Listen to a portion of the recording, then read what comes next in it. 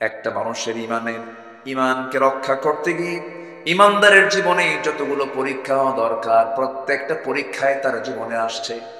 পারিবারিক পরীক্ষা, সামাজিক পরীক্ষা, ধনাঢ্য শ্রেণীর দ্বারা বাধা আক্রান্ত হওয়া, রাষ্ট্রীয় পরীক্ষা, সব পরীক্ষা তিনি দিয়েছেন, কোন পরীক্ষায় তিনি ফেল করেন নাই কখনো। আমার বন্ধুগণ, জন্ম থেকে নিয়ে শুরু করে মৃত্যু পর্যন্ত ইব্রাহিম আলাইহিস সালাম অনেক পরীক্ষা দিয়েছেন। তবে হ্যাঁ, এই পৃথিবীতে একজন পয়গম্বর জন্ম থেকেই জানতেন তিনি আল্লাহর নবী, তিনি হচ্ছেন এখনো মারা যান নাই, আল্লাহ পাক তাকে আসমানে তুলে নিয়েছেন, আবার তিনি আসবেন, দাজ্জালকে মোকাবেলা করবেন। সেই পয়গম্বরের নামটা কি বলেন? এই নবী ছাড়া কোন নবী জানতেন না আমি নবী হব, শিশুকালে কেউ জানতেন না এটা, কিন্তু তিনি জানতেন। কেন? তার পিতার কোনো পরিচয় ছিল না, তার বাবার কোনো পরিচয় ছিল না। ইন্না মাসালা ঈসা কামাসালি আদম, ঈসার দৃষ্টান্ত আদমের মতো, আদমের যেমন বাবার পরিচয় নাই, আল্লাহর পয়গম্বর ঈসার আল্লাহর কোনো বাবা, নিজের পিতার কোনো পরিচয় নাই। কিন্তু ঈসা আলাইহিস সালাম যখন মার গর্ভে যখন ছিলেন, আল্লাহর ফয়সালা, পিতৃহীন সন্তান আল্লাহ তাআলা মারিয়ামকে দান করলেন, স্বামী ছাড়া সন্তান দিয়ে দিলেন। অসম্ভবকে সম্ভব করার একমাত্র যোগ্যতা রাখেন তিনি কে? আসতে বলবেন না, তিনি কে? আল্লাহ তাআলা। সন্তান ডেলিভারি হয়ে গেল, অনেক লম্বা কথা ছিল, শর্ট করে নিয়ে আসলাম। মারিয়াম বিনতে ইমরানকে আল্লাহ তাআলা বলেন, ইন্নাল্লাহ আস্তাফাকি ওয়া তাহহারাকি, হে মারিয়াম, আমি তোমাকে নির্বাচিত করেছি, আমি তোমাকে নবীর মা বানাবো। তিনি বললেন, কেমন করে সম্ভব? লাম ইয়ামসাসনি বাশার, কোন পুরুষ আমাকে স্পর্শ করে নাই, আমি কেমন করে মা হব? তাফসীরে এসেছে তিনি হাম্মাম খানার মধ্যে ঢুকেছেন, ফেরেশতা এসে তার জামার আস্তিনটা টান মারলেন, ফুৎকার দিয়ে দিলেন। আর একটা ব্যাখ্যায় পাওয়া যায় তিনি মুখটা হা করলেন, মুখের মধ্যে মুখ গহ্বরে ফুৎকার দেওয়া হলো, মিলস বন্ধ হয়ে গেল, সন্তান পেটে চলে আসলো। 2 মাস 3 মাস 4 মাস যখন যেতে লাগলো, বাহ্যিক সিমটমটা প্রকাশ পেয়ে গেল। সবাই বলতে লাগলো, মারিয়াম, এটা কেমন কথা? তোমার পেটের সন্তান কেমন করে আসলে? এত বড় অঘটন তোমার জীবনে কে ঘটায় দিল? তিনি বললেন, আল্লাহর কসম করে বলি, কোন পুরুষ আমাকে স্পর্শ করে না, আল্লাহ তাআলা আমাকে দান করেছে। কেউ বিশ্বাস করে না। মারতে মারতে সেই বাইতুল আকসার 500 থেকে তাকে ঘাড় ধাক্কা দিয়ে বের করে দেওয়া হলো। সেই মহিলাকে, যে মহিলা আল্লাহ তাআলা এমন সম্মান তাকে দিয়েছেন, একমাত্র নারী পৃথিবীতে, যিনি দুনিয়াতে বসেই তিনি জান্নাতের খাবারগুলো খেয়েছিলেন। সেই মারিয়ামকে আল্লাহ তাআলা এত সম্মান দিয়েছেন। গোটা কোরআন সূরা ফাতিহা থেকে শুরু করে নিয়ে নাস পর্যন্ত যত সূরা, যত আলোচনা আল্লাহ তাআলা কোরআনে করেছেন, বহু নারীর ইতিহাসও টেনেছেন, নবীর নামও নিয়েছেন, কাফেরদের নামও নিয়েছেন, সাহাবীর নামও নিয়েছেন। একজন সাহাবীর নাম হচ্ছে যায়েদ, ফাকালা যাইদুম মিনহা, সাহাবীর নামও নিয়েছেন, নবীর নাম নিয়েছেন, জালিমের নাম নিয়েছেন। কিন্তু গোটা কোরআনে মারিয়াম সারা সরাসরি কোন নারীর নাম আল্লাহ তাআলা কোরআনে নেন নাই। তিনি কে? মারিয়াম। একটা নামই আছে, সূরার নাম। সূরার নাম কি? মারিয়াম। এই পৃথিবীতে কোন নারী জান্নাতের খাবার দুনিয়াতে বসে খান নাই, তিনি খেয়েছেন। কে? আন্না লাকি হাদা ইয়া মারিয়াম, ক্বালাত হুয়া মিন ইনদিল্লাহ, ইন্নাল্লাহা ইয়ারযুকু মান ইয়াশাউ বিগাইরি হিসাব। আল্লাহ যাকে চান তাকে এরকম করে বেহিসাবি রিজিক দিয়ে দেন। আল্লাহ আমাকে দিয়ে দিয়েছেন। সেই মারিয়ামকে ওরা ধরে মারতে মারতে রক্তাক্ত করে বাইতুল আকসা থেকে, বাইতুল মুকাদ্দাস থেকে তাকে বের করে দেওয়া হলো। রক্তাক্ত হয়ে পড়লেন, যেদিকে চোখ চলে যায় সেই দিকে রওনা দিলেন, পায়েলহাম উপত্যকার দিকে রওনা দিলেন। সন্তান ডেলিভারির সময় হয়ে গেল, 10 মাস যখন পূর্ণ হলো, কেউ তার পাশে না। এমন সময় আল্লাহর ফয়সালা, তিনি ঘুমন্ত অবস্থায় থাকলেন, শুকনো ডালের নিচে ঘুমালেন। ঘুম থেকে জাগা পেয়ে দেখেন তার ডান পাশে সদ্য সন্তান ঈসা ভূমিষ্ঠ হয়েছেন। সুবহানাল্লাহ। এই পৃথিবীতে 3 জন নারীর সন্তান ডেলিভারির সময় দুনিয়ার কোনো ধাত্রীর প্রয়োজন হয় নাই। এর মধ্যে একজন হচ্ছেন ইব্রাহিম আলাইহিস সালামের জন্মের সময়। আল্লাহু আকবার। কোন নবী? ইব্রাহিম।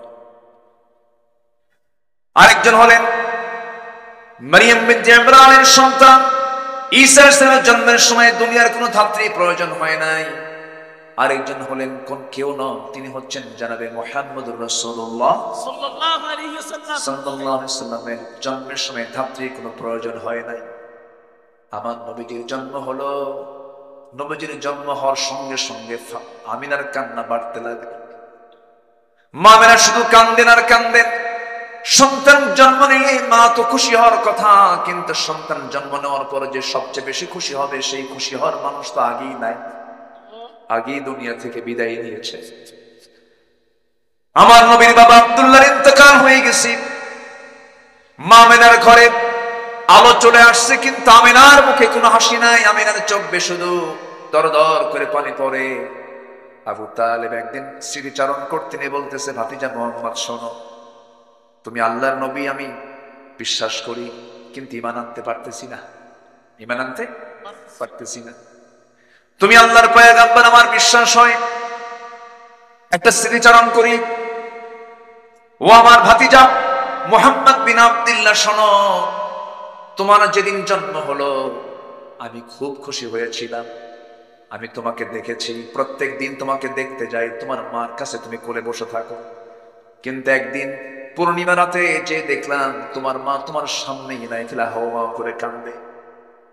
তোমার পাশে কেউ নয়, তুমি একা একা চাঁদনি রাতের চাঁদনি আকাশের নিচে তোমাকে শুয়ে রেখেছে। তুমি একা একা চাঁদনি রাতের সেই চাঁদের দিকে তাকায় তাকায় তুমি একা একা শুয়ে আছো, তোমার মা কাছে আসতেছে না। সেই সময় আমি লক্ষ্য করে দেখলাম, ভাতিজা মুহাম্মদ তুমি চাঁদের দিকে তাকাচ্ছ, তোমার হাত ডান দিকে নাও, চাঁদ ডান দিকে যায়। তোমার হাত বাম দিকে নাও, চাঁদ বাম দিকে যায়। যখন তুমি তোমার দুই হাতটা দিয়া যখন নিচের দিকে টান মারো, চাঁদটাও কাছাকাছি চলে আসে। ও ভাতিজা মুহাম্মদ, আমি কি ভুল দেখছি না সঠিক দেখেছি? সঙ্গে সঙ্গে রাসূল বলছেন, চাচা আমার জন্মের পূর্বেই বাপ ইন্তেকাল করেছেন। আমার মা তো কষ্ট, আমার মা আমাকে কোলে নিলেই স্বামীর কথা মনে হয়ে যায়, বারবার হাওমাও করে কান্দে। আমার মা আমার কাছে আসতে পারে না, সেই জন্য আল্লাহ রাব্বুল আলামিন ওই সময়টা আকাশের চাঁদ আমার জন্য খেলনা বানায় দিয়েছিলেন। জোরে বলে সুবহানাল্লাহ। মা আমিনা বল, আমার শিশু মুহাম্মদ যখন আমার গর্ভে ছিল, সেই গর্ভে থাকাকালীন আমি যখন কলসি ভরে যখন পানি আনতে যাব, কলসি হাতে নিয়েছি, যখন কূপের ধারে যেতাম দেখতাম উপচে পড়ে কূপের পানিগুলো পড়ে পড়ে যাচ্ছে। আমার দড়ি লাগতো না, টেনে পানি তোলা লাগতো না, উপচে পড়া পানি কূপের উপর দিয়ে সব ভেসে ভেসে পড়তো। মা মেয়েরা যখন রাস্তা দিয়ে হাঁটতেন, গোটা রাস্তা সুগন্ধে ভরপুর হয়ে যেত। বলা হলো, আমেনা তুমি রাস্তা দিয়ে হাঁটলে পরে সুগন্ধে ভরপুর হয়ে যায়। তার শাশুড়ি অর্থাৎ আমার নবীর দাদি বলতেছেন, তুমি যে রাস্তা দিয়ে হাঁটো এরকম সুগন্ধ ইউজ করো কেন, এটা তো উচিত না। মা শোনেন, আমার শিশু মুহাম্মদ যখন গর্ভে আসে, আমার শরীর থেকে সুন্দর সুঘ্রাণ শুরু হয়েছিল। সুবহানাল্লাহ।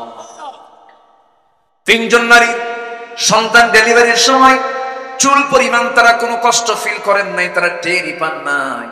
আটা থেকে চুল টান দিলে যেমন টের পাওয়া যায় না, তাদের জন্মের সময় তাদের মারা তেমন কোনো টের পান নাই।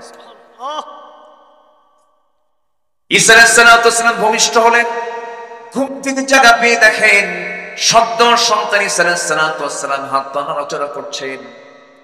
সন্তানকে কোলে নিলেন, আদর করলেন, স্নেহ দিলেন, চুমু দিলেন।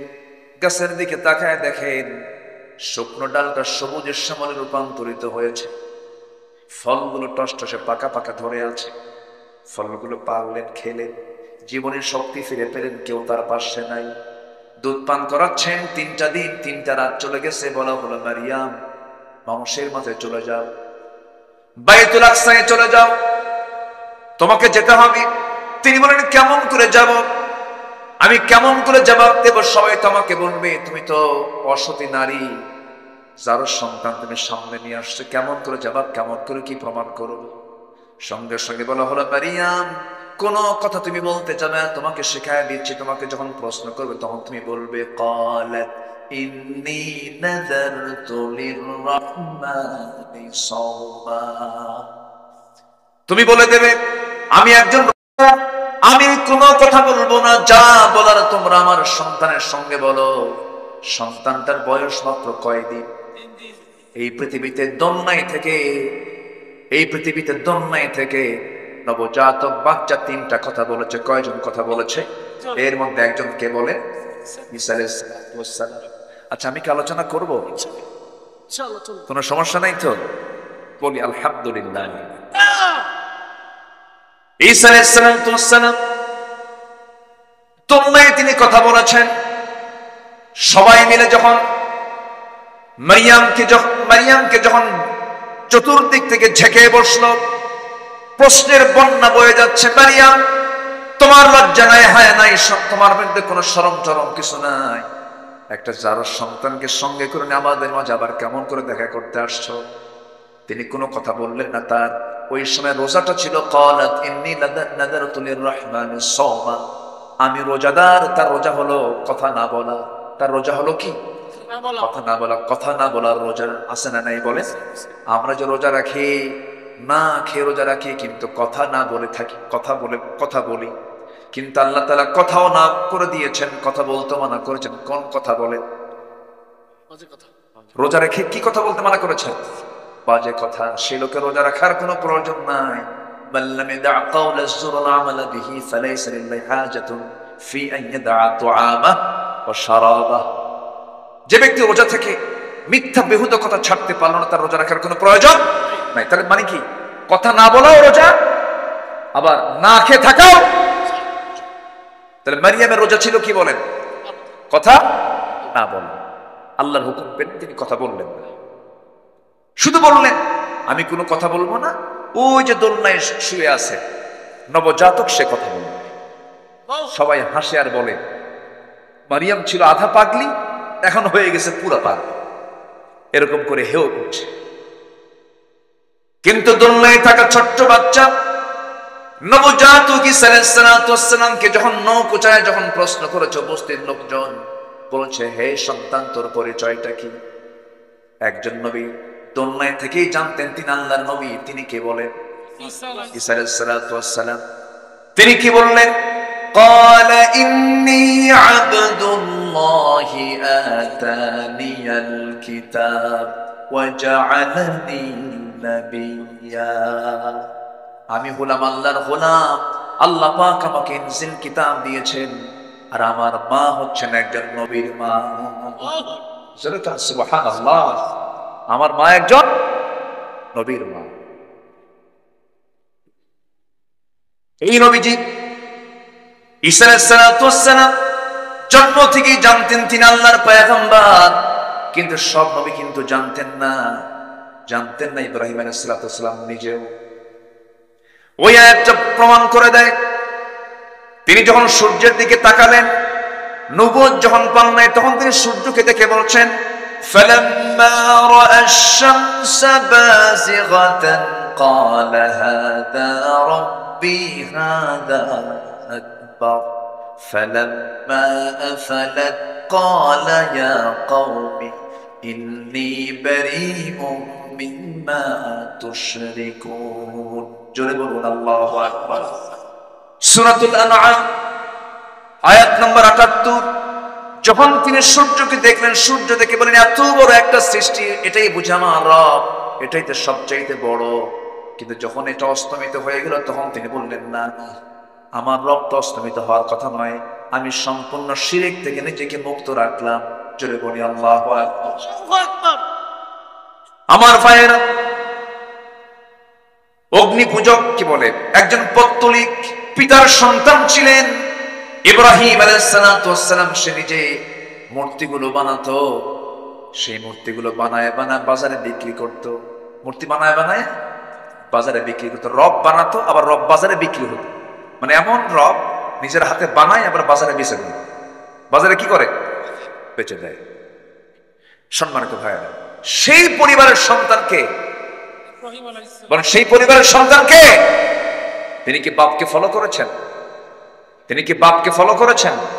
ইসলামকে ফলো করতে গেলে প্রথম বাধা আসবে পরিবার থেকে। প্রথম বাধা আসবে কিসের থেকে বলেন? তার প্রমাণ হচ্ছেন ইব্রাহিম আলাইহিস সালাতু ওয়াস সালাম।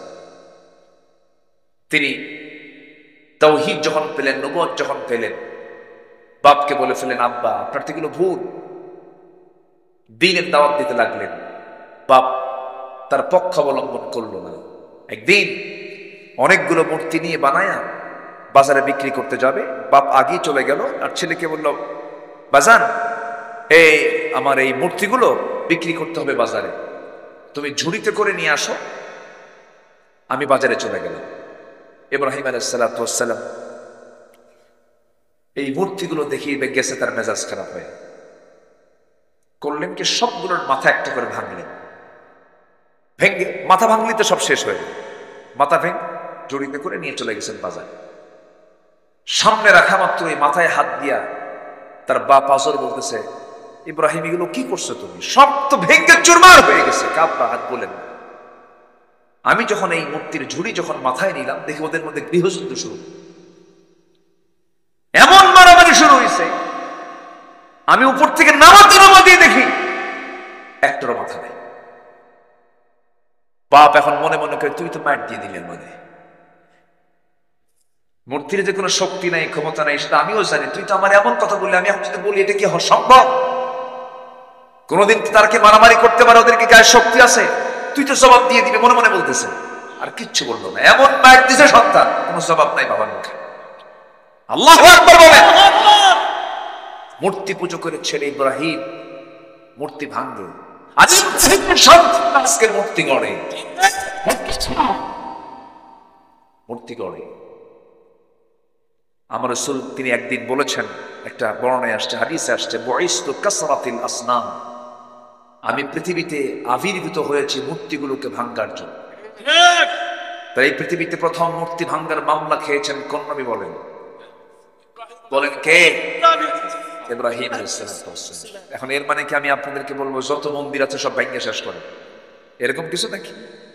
আমার নবীজি মক্কায় যতদিন ছিলেন, কাবা শরীফের ভিতরে ছিল 360টা মূর্তি। কতগুলো বলেন? তিনি কি মক্কায় থাকতে ওগুলো সরাতে পেরেছিলেন? সাথে নামাজ পড়তে বাধ্য হয়েছে। কেন জানেন? তখন মক্কার সিটি মেয়র ছিল বিনা ভোটে নির্বাচিত আবু জেহেল। কি ভোটে? কি কথা বোঝা যায়? আবু জেহেল কি ভোটে?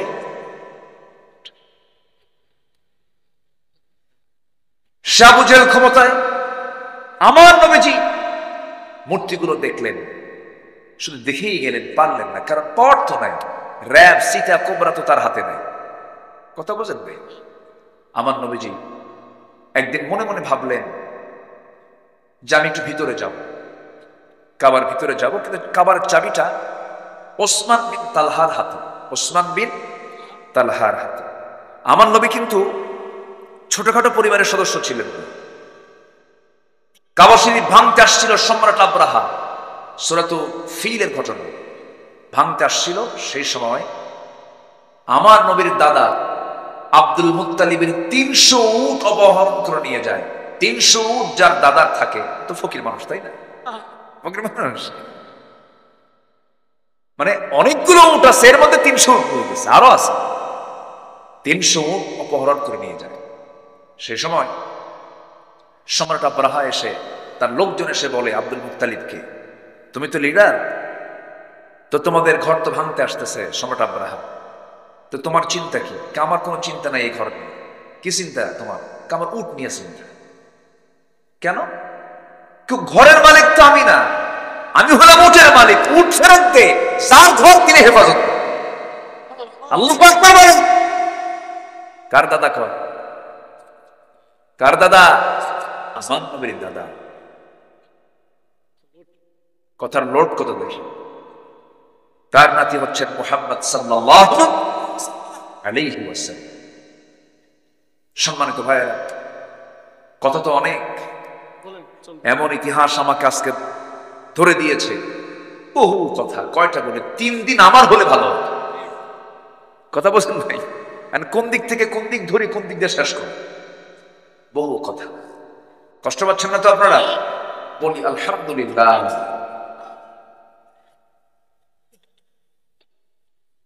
ইব্রাহিম আলাইহিস সালাতু ওয়াস সালাম তিনি জীবনে 3টা হিকমতপূর্ণ কথা বলেছেন। কয়টা? 3টা হিকমতপূর্ণ কথা বলেছেন। মাঝে মাঝে তিনি কাঁদতেন, আহারে এরকম প্যাঁচ খাটে আমি কথা বললাম কেন?